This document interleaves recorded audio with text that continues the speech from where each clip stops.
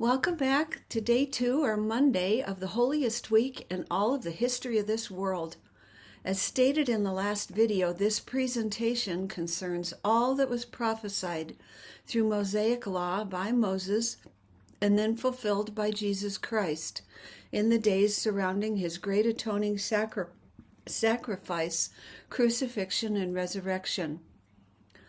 Mosaic law required that the national Passover lamb be tethered in plain sight within the temple complex for 4 days before Passover, so that anyone who so desired could approach and inspect the lamb to see if there were any spots or blemishes.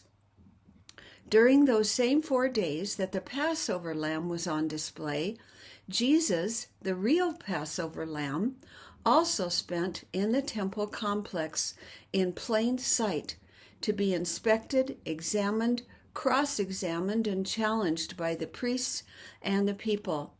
He, like the lamb, was found to be without fault or blemish, yet the ruling Sanhedrin council, the Sadducees, Pharisees, and scribes and priests were determined to kill him.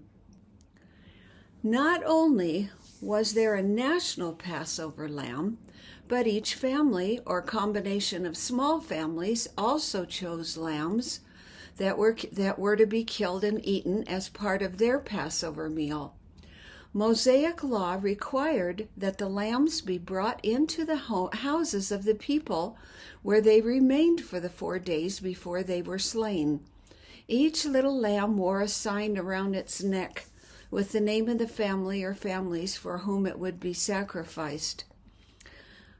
Pilate placed a sign over Jesus' head stating that he was the King of the Jews. How can this tradition of bringing a lamb into the home be other than that Jesus hoped that we would love him like the lamb was loved for his willing sacrifice in our behalf, as he loved us enough to die for us and overcome the effects of the fall in order to save us. One of the first commandments in connection with Passover in preparation was to clean house.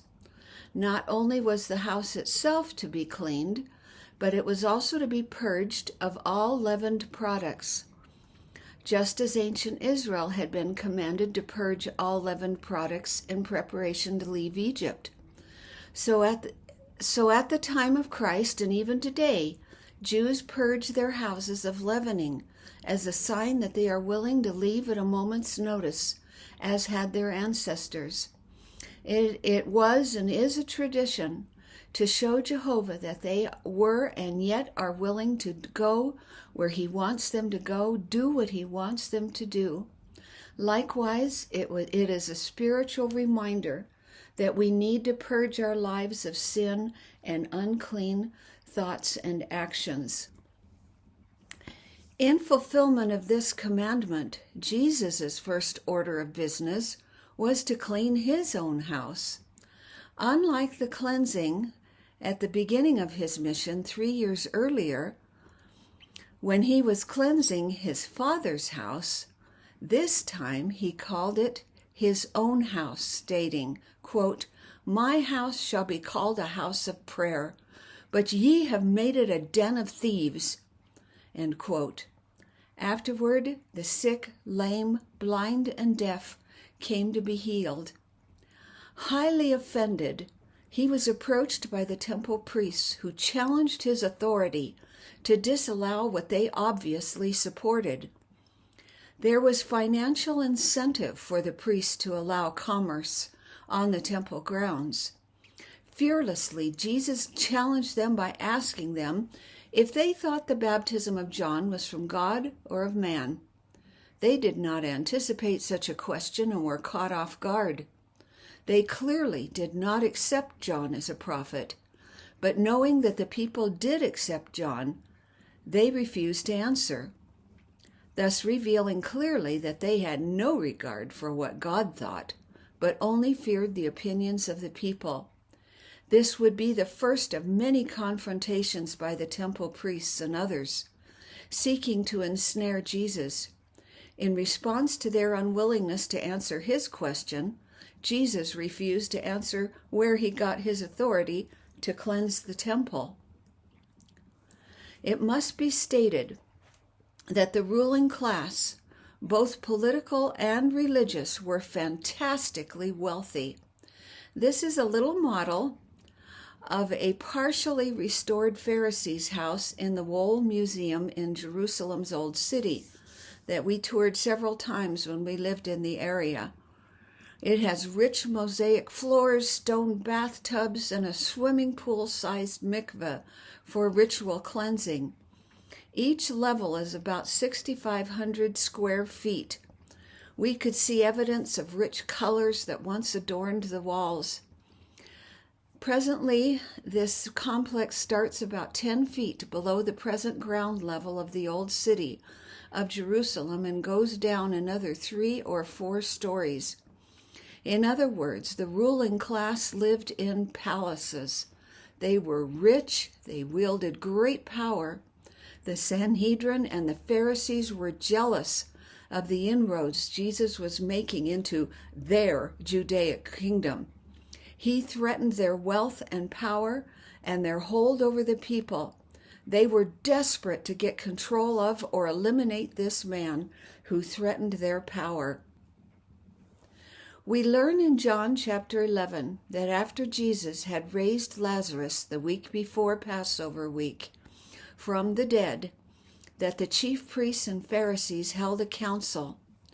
Their main concern was that Jesus would convert all Israel and that they would lose the power and status they held with Rome. John 11 verses 47 to 53 relate how they gathered together, stating, "What do we? For this man doeth many miracles. If we let him thus alone, all men will believe on him.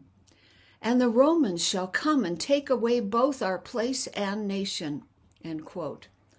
The high priest Caiaphas prophesied Jesus' death. The scriptures then states, quote, "Then from that day forth they took counsel together for to put him to death." End quote.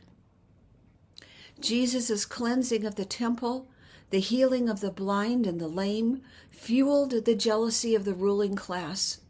We will see the unfolding of this jealousy will lead them to become more and more hardened and more determined to get rid of Jesus by any means possible.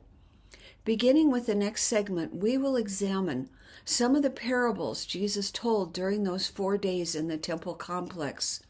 Some of the parables were directed at the ruling class, condemning them for their behaviors and their intentions, and other parables had dual meaning and were also meant to help us prepare a people for his eventual return at his second coming.